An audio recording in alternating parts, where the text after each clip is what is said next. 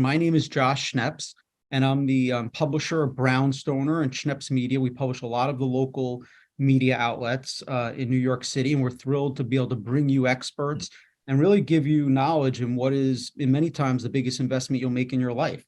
So I want to thank our sponsors first. I want to thank Alta Real Estate, Cross Country Mortgage, and Konner, Gershburg, Melnick, and Darouvar. So thank you all for joining us this afternoon. It's going to be an informative session. We're discussing everything you need to know when it comes to buying a home in a new construction building. So I think what makes the most sense is let's go around and have the panelists introduce themselves. And Rick Kelly, why don't you get started and say hello to everybody? Hey guys, nice to meet you. My name is Rick Kelly. You might have seen me around town. I've been selling real estate in New York City for 20 years now. And I recently left the big box real estate brokerage firms to start my own firm. We're called Alta Real Estate, and we operate in all the boroughs of Manhattan. We do condos, co-ops, townhouses, and really anything that you need from a residential standpoint, we're here for you. Thanks, Rick. John, you want to say hello? Sure. Good afternoon. John Gnisci, Senior Vice President of Cross Country Mortgage. I have been a veteran of originating mortgages a good part of 25 years at this point. Do this at a very high level. Have been ranked in the top 1% of originators nationally, a good part of about 20 years at this point. Specialize in really any type of financing, from primary single-family homes, co-ops, condos, multifamilies, second homes, investment properties, anything across the board. But I do really specialize with first-time home buyers. I enjoy taking them through the journey and the process of a mortgage, and obviously specialize in new development as well. Terrific. Welcome. And Sharon. My name is Sharon Darouvar. I'm a partner at Konner, Gershburg, Melnick, Darouvar. I'm a real estate attorney. I represent purchasers, developers, investors, sellers in purchase sale transactions on a residential level. And that includes new developments, co-ops, condos, townhomes, multifamily homes, and mixed use properties. I love it. See, we're bringing the A game, everyone. You really have some knowledgeable people that have been in this industry and understand really the complexities of what you need to know. And hopefully we're going to explain it in a simple manner. So Rick, let's start with you. I think what's important is, especially the topic here, is to share the difference between buying a resale versus buying a new condo. Sure. There's a few things. I'll just hit the most obvious. Number one is in new construction. A lot of times you're buying something that hasn't been built yet. So there's a certain amount of faith you have to give to the developer. Have they done buildings, in the past? Have they been delivered on time? So you're buying the dream, so to speak. Sometimes it's just marketing material and a floor plan. So that's number one. You may not be able to even walk into the apartment before you buy it. So number two is the prices. Typically the purchase prices are higher for new product. The closing costs are higher, and also the carrying charges are higher as well. So it's a little bit of a different game. I would say most people, if they could afford to buy new, they would. And for people that do have the luxury of buying something new, there's a lot of choices in the market right now. Number three is there's more choices when you go to buy something. So let's just say you want to buy a one-bedroom line. It's a corner one-bedroom line. If it was a resale, there might be just one thing for available in that condo. But if it's a new construction, you might ask, and we can get into this later, are there any other D lines that are higher up or lower up? So there's more inventory from you to choose from. And so that's always considered a great thing. And then the last thing is the delivery date. When you buy a new construction, your estimated closing date can move up or move back, and typically they arrive on time, but sometimes not. So you need some flexibility towards your closing date. You might have to wait a little bit longer than you would like. So I would say those are the main differences. Thank you, Rick. So Sharon, I always tell people, you always need the best attorney. It's funny, people will spend like over $1 million and they're like looking for, how little they could spend on an attorney. And I'm always like, no, you need the best attorney. So especially I could imagine when it comes to new construction. I remember when I bought my new condo, the book they gave you was like a Bible, the size of a Bible. But why don't you share in terms of timeline, what can people expect from a contract signing to closing when you're buying in a new development versus a resale? Sure. So there are a lot of different nuances to new developments, especially when it comes to closing timeline, just because there's so many different moving parts and conditions that the sponsor needs to satisfy before closing. Whereas in a resale transaction, there's less moving targets. So for new developments, there are 3 conditions that typically need to be satisfied before the developer can successfully close. And number 1 is a temporary certificate of occupancy or permanent certificate of occupancy, depending on which variation the sponsor goes for. And that's issued by the Department of Buildings, and it essentially just supports that the property is habitable and in move-in ready condition and suitable for human living. The second is the declarations need to be recorded. The declarations allocate a separate tax block and lot. And that's how you can legally transfer one unit to a prospective buyer. So any deed or transfer documents are going to reference a specific tax block and lot number. And then the third is 15% of the units offered for sale need to be in contract to declare the plan effective. So the plan needs to be declared effective. There needs to be the declarations to be recorded, and then a certificate of occupancy to exist. So because of those 3 moving parts, depending on where the development is and the posture of construction, your closing timeline can be 30 days if everything's satisfied, or it could be sometimes a year, 2 years. There needs to be tremendous flexibility in terms of closing timeline for any prospective purchaser looking for a new development if none of the conditions are satisfied and if the development is new and just launched. A lot of information to take in, but all really important. And I can imagine as the market changes, it impacts that, like the percentage of homes that are sold. Right. Really great information. So John, a couple of things here. Are you guaranteed to close on time per the contract? And I think what people really care about is, how long is that rate lock in place for? Could they lose a rate lock?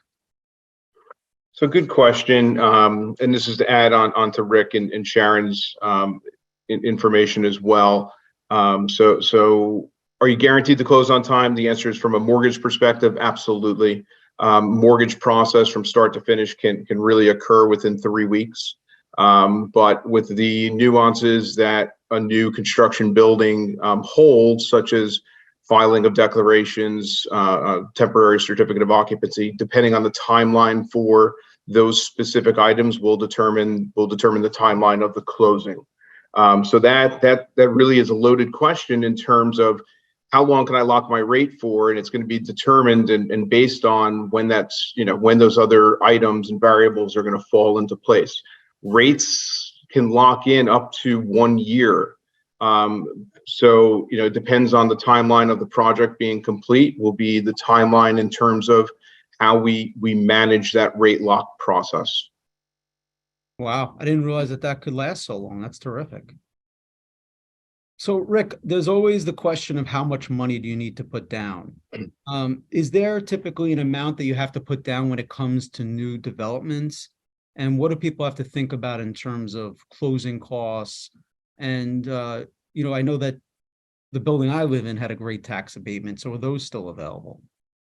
Sure, that's a lot to answer. I'll start off with the first thing.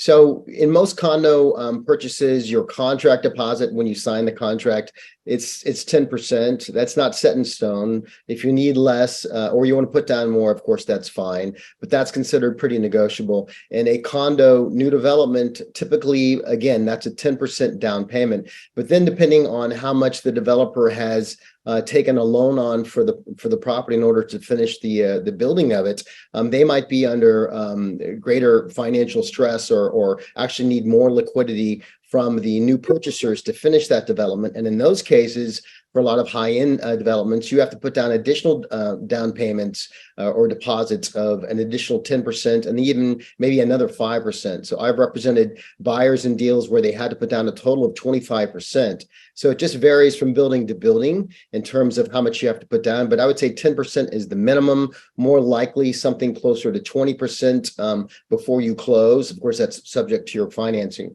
And then in terms of closing costs, I think we're going to get into that a little bit later in terms of how much they are, but they're certainly more expensive than buying a resale condo And the tax abatement also as well, I'll just say, most of those tax abatements are called 421A tax abatements, and those for the most part have already ended.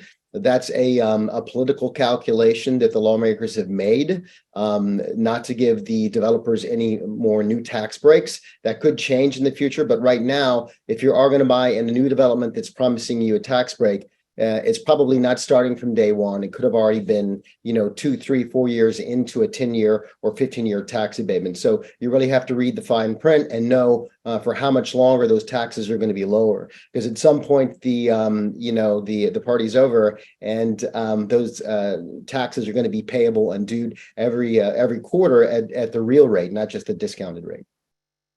Good information. And then Sharon, when it comes to new developments, are there any other additional fees that people should be aware of when buying? Oh, I have to ask you to unmute, please. Of course, sorry. So with sponsor developments, the theory is they're selling in bulk, so they don't want to incur traditional seller expenses. So the sponsors try to impose seller expenses on a purchaser. So there are additional closing costs for purchasers buying in new developments because some of these expenses are traditional seller expenses. So when you buy in a new development, you have to specifically negotiate certain fees. The additional fees are the New York City, New York State transfer taxes, the sponsor's legal fee, a working capital contribution, which is essentially how a new building builds a reserve fund. And then depending on the project size, there's sometimes defrayment costs. So the defrayment costs in building, in submitting the offering plan, in legal fees for drafting the offering plan. So the sponsor will include a defrayment cost in the offering plan. And then if it's a condo, there's sometimes title insurance contributions. And finally, in bigger developments that are more luxurious, there's the resident manager unit contribution, where the building essentially has a live-in resident manager, and each prospective purchaser has to buy into that unit. Terrific. Thank you. I know there's a bunch of other people that joined since the beginning. I just want to remind everyone, don't be shy. You can use the Q&A and the chat function at the bottom to ask any questions. We're going to go through a lot more questions, but please feel free to use that if you have specific questions that I can bring up or our panelists can address. So John, a big question everybody wants to know, where are interest rates? And bring out your crystal ball and tell us where you think they'll be over the next year to 18 months. If I only had a nickel for every time that question was asked of me every day, I certainly wouldn't be doing this for a living. But we've experienced an influx of economic climate change over the past year. I mean, rates that were once below 3% sharply rose to literally over 7% at a certain period of time. Currently, rates have pulled back. Over the past 2 to 3 months, we're seeing rates, in somewhere anywhere from the mid 5s to low 6s, depending on product type, depending on credit scores and multiple variables in terms of how rates are derived. Where rates are going in the next 12 to 18 months, please do not hold me accountable for this answer. However, based on the analysts we follow, a lot of the economic news that's released on a daily basis. We are hearing that rates will continue to trend down come the summer months and into fourth quarter. So, there is expected for rates to be, fall into somewhere in the low 5s to maybe even high 4s eventually. But there are a lot of variables that will determine where rates go. And people that study this for a living honestly do not know, but I think what we're seeing is that when rates are on the higher end, it definitely slows down the housing market. And the Fed has stepped in and has tried to do what they can to contain rates from continuing to increase. And we're seeing long-term interest rates definitely come back into more realistic measures. Everybody's obviously hearing about these bank failures. Has that had any impact either on rates or on, people getting credit?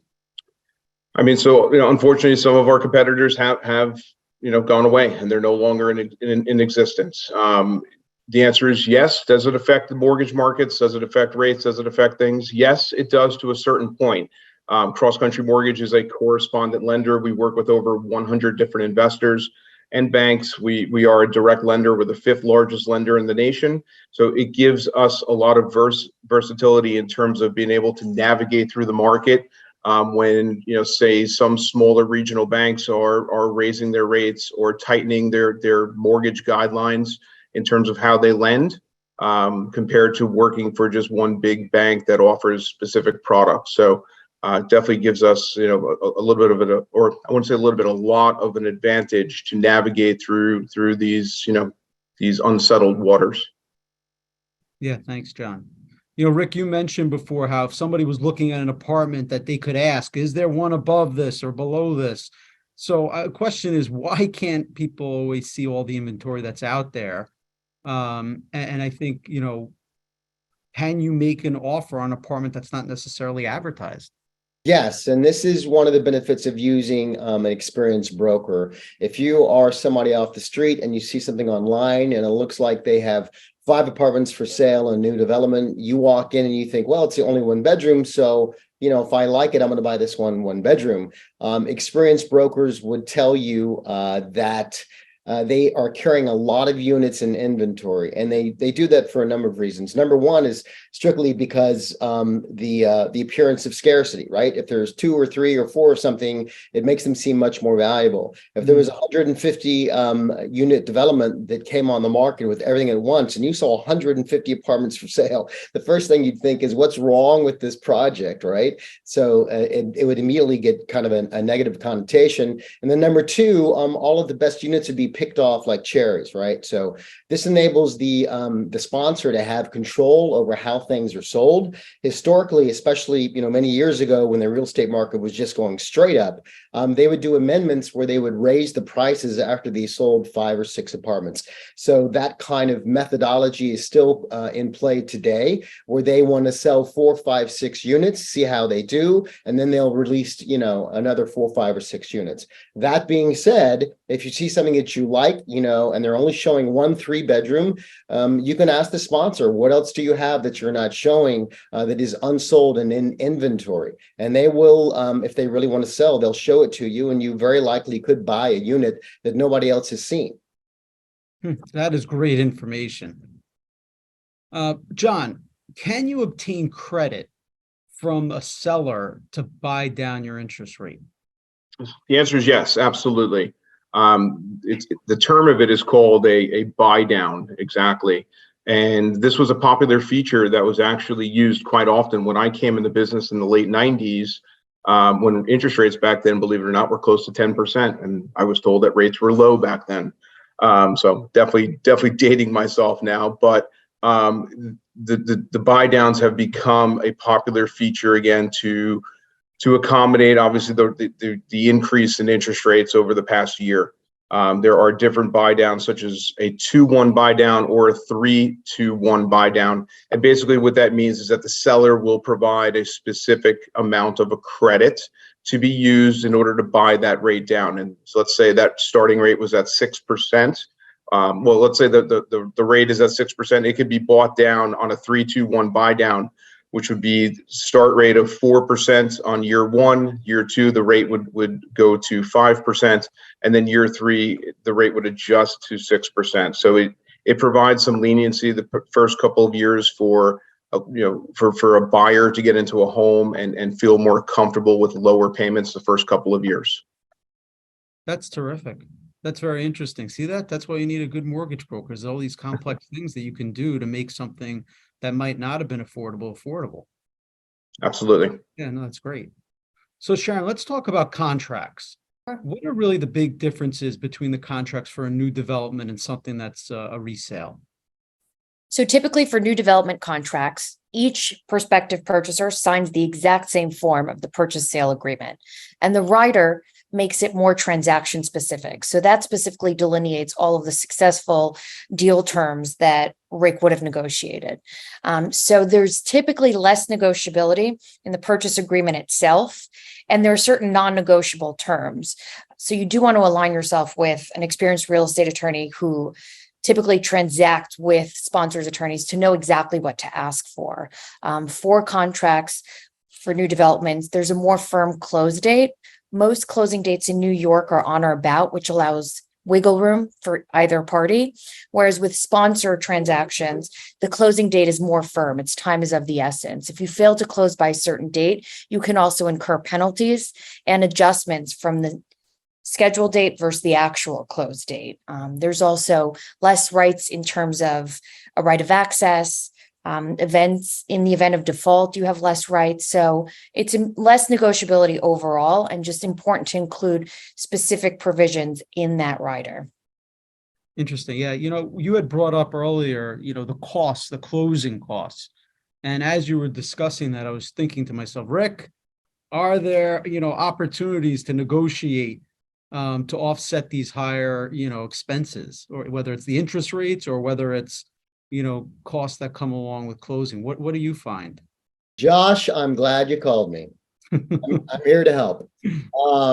Everything is negotiable in New York City. Right, So, right. I'll tell you that sponsors have a vested interest in keeping their advertised sales as the final numbers. So what they frequently do, if you want a concession, they'll say, we'll keep the sales price as it is, but we'll pay for your common charges for 1 year or 2 years. We'll buy down your mortgage. We'll pay for the transfer taxes that we had originally asked for you to pay, which are around 2%, and now we're going to pay them. There's all kinds of things that can be done. It all goes into the same, pie, so to speak. So typically, if you want a deal on your sales price, the sponsor is going to be a bit more firm on concessions. Likewise, if you'll play ball with him and maybe give him his price, there can be a lot of deals done behind the scenes that make your purchase less expensive. So if you are a fan of online sales data reporting, and you'll see that something's sold for a certain amount, and maybe you heard through the grapevine that it was a different deal, very likely what happened is the recording sale was a higher number, but it did not reflect all the concessions that were made behind the deal or behind the scenes. So I would say that, yes, it can be negotiated. And of course, there's good and bad to up markets and down markets. When everything is going up, everybody feels confident but that also means you're going to pay more and you have less negotiability. By contrast, if it's a down market or interest rates are high, in a situation like this, maybe things are on the market a little bit longer and you start to think, wow, they've been on a while. Is there something wrong with that property? It could just be that the market is slower, and that means you'll get a better deal. So there are opportunities in every market to make a deal, and almost on every deal, there's some negotiability. That's so interesting to hear you say that, the developers want to keep the price point at a certain point, but that they could build in things like paying common charge, and, that's unbelievable, and that's real money. Yeah. Sharon, are you seeing some of that in contracts that are being written, or is there other negotiation in new developments? Of course. So to echo what Rick said, he's absolutely right. The sponsor wants the recorded purchase price to be the highest value because it affects the marketability for the other units listed for sale. So you'll see a lot of concessions in the contract, and that really comes into play in the rider, where the sponsor is giving a seller's concession so that the recorded price is X, but the actual closing price is Y. And most of the concessions are the sponsor's legal fee, the working capital contribution, the transfer taxes. If the purchase price is over $1 million, the purchaser's mansion tax, and then common charges, real estate taxes. A lot of developers are advertising buildings as we'll pay for a year worth of common charges and real estate taxes. And that way you're essentially living in a property for free, assuming you don't have a mortgage. So I defer to Rick in terms of what type of negotiability and in what building. Typically, it really hinges on where the developer is in the process. If a developer is trying to hit the 15% to declare the plan effective, there's usually more negotiability. And if the sponsor has satisfied all of the conditions to close and just wants to get rid of the units, that's typically where I see a lot more negotiated into the rider. I actually had a transaction where in a difference of a week, the sponsor went from paying closing fees to not offering anything because they had declared the plan effective and hit that threshold. So I do think the timeline absolutely matters. And then in terms of negotiated provisions, it's important to include an outside close date or a drop dead date in new developments because the closing timeline is so ambiguous. You want to ensure that your clients are not not in contract in perpetuity. So you can include a drop dead date where essentially if this developer or sponsor is unable to close by a certain date, then the buyer has the right to cancel the contract and get back its down payment. 99% of the time, the buyers don't cancel the contract. They use it as leverage to renegotiate an additional concession.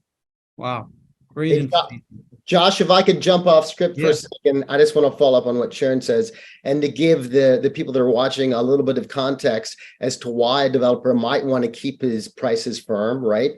The reason being is that if it's a hotter market earlier in the sellout of a property, and then let's just say the market softens or interest rates go crazy, or there's a world event that happens that makes, you know, the market jittery. Let's just say you bought an A line, right? It's a corner 2-bed, 2-bath on the 14th floor, right? And you bought it for, let's just say, $2 million, right? So the Schedule A pricing, which is what the sponsor originally comes out with as the officially approved prices that he can sell for, it has the floor 2 floors above paying maybe $2,050,000, right? Maybe 50 grand more. And that sounds great. And you made a conscious choice maybe to buy the 14th floor. Well, if the market softens and now he's trying to sell, you know, the floor 2 floors above, and now he decides to do a deal, but instead of taking more than 2 million, he actually sells the apartment that's higher than yours for less than your contract price. You're going to be livid. You're going to be so mad that actually somebody that came after you is getting a better deal with you on a higher floor and paying less. So a lot of the reasons why, you know, sponsors want to keep the prices the way that they are is to really, you know, to keep the kids in order. So there's not, you know, not rebellion, there's not mutiny on the bounty. So if he can keep, at least for appearances, the structure of pricing as he originally planned out, that causes him a lot less heartache with the other owners who have already bought within a project. Very interesting. Very interesting. You know, one question I have is there a rule of thumb when it gets to high rises? Not everybody's interested in high rises, but in terms of the additional value per floor? It could be 10 grand a floor, it could be 20 grand a floor. I've seen it be as high as 100, 150 grand per floor in some of these higher end new developments, you know, on Billionaires Row. For Wow. sure. Amazing. So we're going to get into some financing options in a minute, but I just wanted to answer some questions here that were posed by the attendees. And again, you know, feel free everyone to pop a question into the Q&A and chat here. But let me throw out this question and whichever the panelists feel appropriate to answer. What is the percentage estimate of closing costs? I guess that's a percentage of the purchase price. Is there I could answer that. For new construction, if the buyer is incurring the real estate transfer tax and is responsible to pay for that, you're looking, you know, probably 5% of the purchase price. Wow. And then here's another question that came in is can we discuss cash buying? So are there any advantages to not having a mortgage from, I guess, a financial perspective or from a closing cost perspective? I can answer that. From a closing cost perspective, yes, there's mortgage recording tax in New York. So anytime your loan is over 500,000, you'll incur a mortgage tax of 1.925% of the loan amount. And there's also title insurance, and sometimes the sponsor's attorney does impose a financing fee. So yes, you do save money by closing cash. And then you also save time. So from a closing timeline, it's typically a quicker closing. Thank you, Sharon. There's Sure. another question here that, you know, we've been doing a lot of talking of condos and co-ops, but what about homes in new developments such as retirement villages or retirement developments? Does anyone want to talk about that? I don't know how many there are in New York City. I've sold townhomes and single family homes in the New York City area. I have me personally, I have not done any retirement homes. I personally have. I mean, from a financing perspective, there's not much of a difference when it comes to me actually structuring a mortgage. But on say a retirement community that maybe is a 55 plus community, that is considered a deed restricted community. So the deed restriction needs to comply with agency guidelines. And as long as that fits the mold, financing is financing. And I've worked on new developments for townhomes and just single family, multifamily properties. And a lot of the same provisions apply. And there's the beauty of a punch list where the new purchaser can walk through the property and itemize everything that they want specifically repaired. Whereas in resale transactions, it's very much an as-is sale.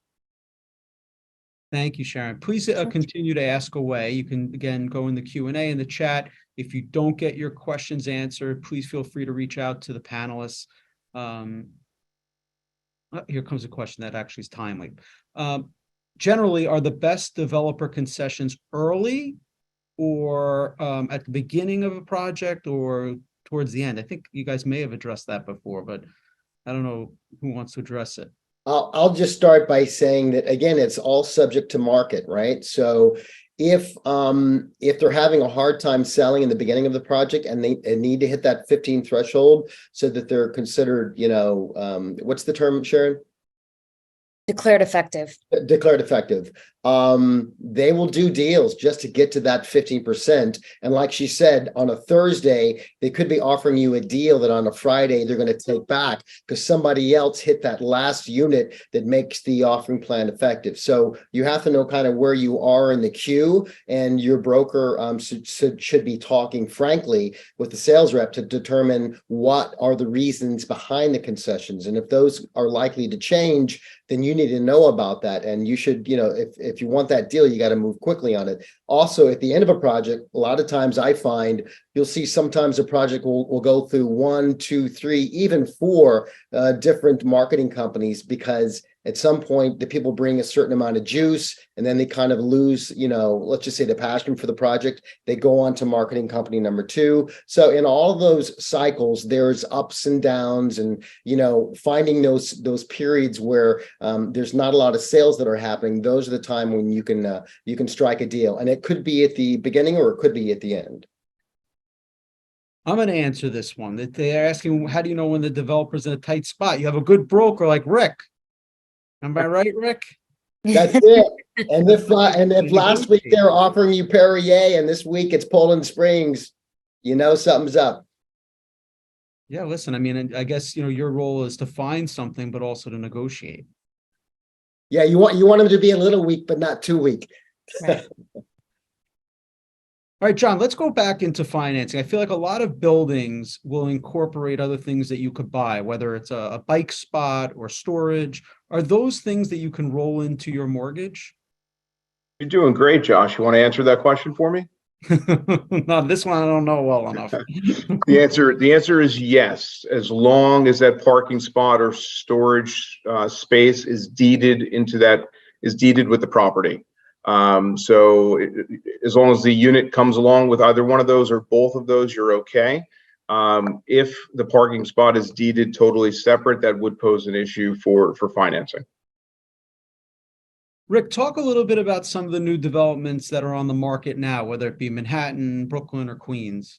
Okay, I'll give you 3. We just did a report. There are 15 new developments that launched sales just in the past 10 days. So there's a lot of product, and it's really exciting because you look at some of these renderings and it's like, oh my God, I want to live there. So as a broker and as an agent, that's one of the best parts of my job, is seeing all these new inventive, creative developments, and it's like driving a new car. When you walk into a new development or a new house, it's so nice, and these things are going to be around for probably hundreds of years. So to be the first owner is pretty exciting. But I'll go through 3. There's one in Manhattan along the waterfront on the Hudson River Esplanade. There's 450 Washington. One of the big developers in the city is called Related. That's their newest development.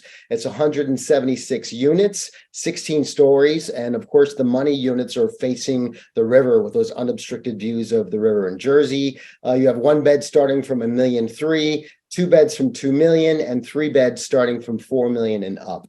By the way, if you were to buy that, you'd be just, a block or so away from 70 Vestry, which is where Tom Brady bought and some other really big high-end people. So their sales are already, going through the roof, but there's still a lot of things to be sold there. If you want to go down to the West Village and Tribeca in that neighborhood. In Brooklyn, there is the Umbrella Factory, which is pretty cool. That's in Williamsburg, and it is 69 units, and it's an old umbrella factory with, the brick facade, and then they built this new glass structure emerging out of the top of it. So I kind of like the blending of the old and the new together, which is pretty cool. There's on-site parking. There's a dog wash. There's bike storage. There's a rooftop dog run. I guess a lot of people like their pets in Williamsburg, but they've been on for almost a year, and they're still only 30% sold. So there's some deals that could be had there at the Umbrella Factory. And then last but not least, I think we just did a deal there this week in Long Island City, is a place called The Green. If you're familiar with the Court Square section of Long Island City, that's a very, robust area of new construction. The Green is 130 unit condominium in the Court Square area. It's got 15,000 square feet of amenities. So really, whatever your jam is in terms of exercising, they can accommodate that. Their 1 bedrooms are starting from 800,000, 2 bedrooms from 1.3, and there's a few other 3 bedrooms from 2.5 million and above. Interesting, the price differences when you move around the city. Oh, yeah. For sure. Sharon, when it comes to new developments, are they all condos? It's a great question. So most are condominiums, but they're not all condominiums. There are many condops, which essentially means that it's a co-op with condominium rules. And essentially, when you convert a property or develop a property and there's a ground lease component and it's not owned in fee simple, it's required to be a co-op. Condominiums require fee simple ownership, which is a less fancy way of saying they own the land and the structure on the land. Whereas with condops, there's a ground lease component. So Rick discussed 450 Washington. That's actually a condop because there's a ground lease. It's an estate for years. It's an interesting ground lease. So 450 Washington, Brooklyn Point, Battery Park, 210 Warren, all of those are conversions and new developments that have a ground lease component and are condops. Interesting. Yeah, I didn't realize that. Is there anything contractually that people have to be aware of when they're condops? No, it's very similar in terms of negotiation. There is the additional closing cost where you're contributing towards the title insurance, and that was when the developer purchased a leasehold title policy at conversion or development. So there may be some additional closing fees, but no, nothing, just added risk in terms of what the ground lease terms are and future maintenance increases. But most developers who are now converting into condops know exactly what to negotiate and how to increase sales in these types of buildings. Terrific. John, is the buyer the one that's responsible to pay the real estate transfer tax? So as Rick said earlier, everything is negotiable in New York. On new development, it is customary for the sponsor to push that expense back onto the buyer. But like we all said, it is negotiable, and it is something that will and can be negotiated. All depends on the markets, depends on if the market's hot or if the market's slowing down a little bit, which is what's going to determine, that negotiation. Rick, I think Sharon had said something in regards to making sure in the contract you have like that out clause. But what would happen if the building isn't finished? Can people get their money back? Anybody has ever gone to Madison Square Park, there's that really big building on the south. I think it's on 23rd Street that goes up really tall. That's a famous example of a developer that didn't basically deliver on time. It's called One Madison Park, I think is what it's called, or One Madison. Anyways, that tall building just south of Madison Square Park, the developer had, I think, maybe 30, 40, 50% of the property sold and in contract, but he couldn't deliver the building on time at that outside date. And what happened was, when he crossed over that date, he had to offer all of the people who put down money for that development their contract deposits back. Mm. And that's what happened. The people took their money back. The developer went under, and then the related company came, bought the tower, distressed sale from the developer, remarketed it, rebranded it, and sold the thing out. So it does happen. It happens more obviously in down cycles than in up cycles, but those timelines and those date lines in the contract really do mean something. Interesting. John, what about upgrades in the apartment? Can that be added into the purchase price for financing? Absolutely, and it's customary in new development. So, whatever upgrades are being implemented into the sale, whether it's granite countertops or upgraded tile, whatever that's going to be, upgraded kitchen appliances, basically an itemized addendum would be provided, itemizing exactly what those upgrades are, and then adjusting the purchase price accordingly. Which would inevitably allow us to adjust the amount of financing that someone is seeking. Interesting. Sharon, before you were talking about those condos being on ground leases, somebody just asked a question, which is a good question, is what is the length of years typically on a ground lease where those buildings are sitting on? Sure. So typically you'll see something at least for 30 years. You're looking at ground leases that are typically 60 to 100 years. So 450 Washington has 83 years left on its ground lease. But you're looking for at least 30 years because and John can attest to this, from a mortgage perspective, most lenders will not lend in a building where the maturity date is before the lease expiration date. So they'll look for at least 30 years left in term. I wonder about from an investment standpoint, Rick, though, does that concern people that, obviously it's the next generation, but I mean, is that a concern, do you think? Or Sharon, do you think that's something where the land gets renewed? Has it come up?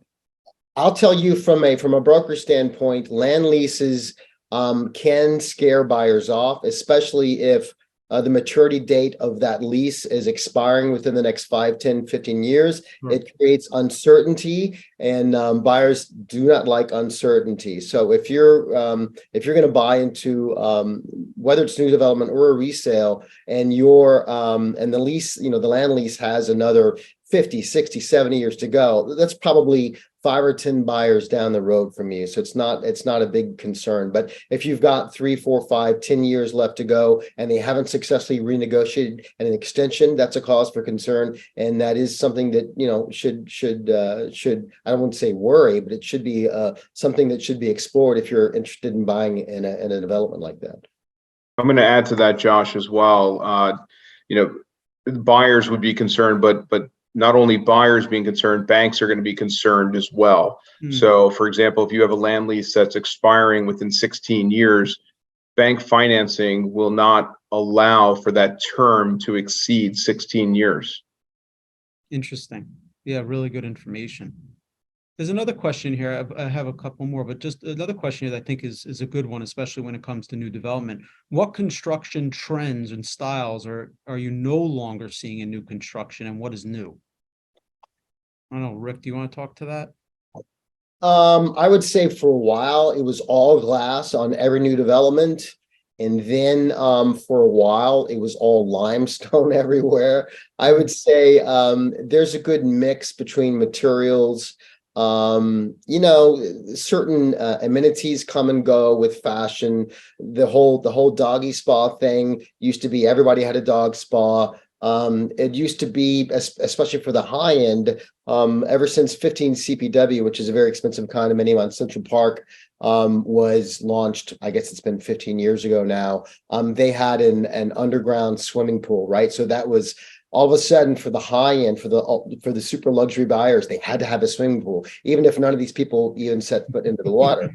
So I would say some of these things in fashion come and go. But in terms of construction material, there was a time, for instance, that bamboo floors were considered pretty cool and sexy. But after a while, people realized that, when the ladies wore the high heel shoes, it would put little puncture marks in the bamboo floors. So those are not really as popular as they used to be. And I rarely see bamboo floors anymore. It's a good reason. not to have them. Let's get back to what you can put into financing. Rick, obviously with negotiation, can closing costs be rolled into the mortgage? They can be. Of course, this is subject to negotiation and making sure the lender is okay with it. But I had a deal not too long ago where I was representing the buyers and they wanted to negotiate the closing costs into the sale price, but of course the sponsor didn't want to renegotiate the sales price. So at the end of the day, they agreed to a higher sales price, and then the sponsor gave the buyers a credit at closing. The buyers had to get approval from the lender to make that happen, but yes, it happened, and it's not a magic wand in all situations, but when you have parties they're willing to do it, it certainly is legal. Well, I want to thank you, Rick. I want to thank John. I want to thank Sharon for your time and your insights and your knowledge. And I want to thank the audience here for staying from beginning to end. It looks like the majority of you did, which is great, which means hopefully you found this conversation interesting. Please, we're going to be emailing you contacts for the panelists. So they would love to hear from you and answer questions that we didn't get to. So feel free to reach out to them. And again, thank you all for your time. Thank you. Thank you. Thanks, Josh. Thank you. Thanks, Josh. Appreciate all your time. Pleasure. Take care all.